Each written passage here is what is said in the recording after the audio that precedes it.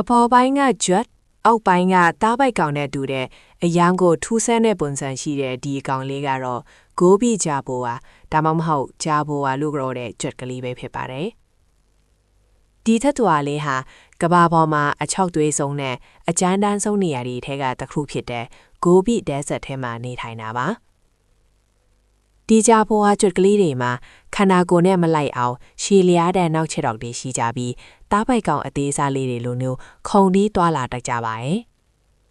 အမြင့်ကြီးနဲ့အဝေးကြီးကိုခုံနိုင်တဲ့စွမ်းရည်ကသူတို့ကိုအစာရှာတဲ့သားရဲတွေညံကနေလွတ်တောင်ရှောင်နိုင်စေတယ်လို့တဲပြင်ပေါ်ပါလဲမြန်မြန်ဆန်ဆန်သွားလာနိုင်အောင်ကူညီပေးပါတယ်ခန္ဓာကိုယ်ကစင်တီမီတာအနည်းငယ်ပဲရှိပြီးမှလည်းသူတို့ဟာကိုယ်ထဲအရှိထက်အစားပေါင်းများစွာပိုဝေးတဲ့နေရာအထိခုံနိုင်ကြတာမှာအန်ဒီယေတွေဝိုင်းနေတဲ့လောကကြီးထဲမှာတော့ဒီကြဖို့အကြွက်ကလေးတွေဟာတဲကန်တရားရဲ့တကယ့်ကိုတော်လာတဲ့အသက်ရှင်တန်သူလေးတွေပဲ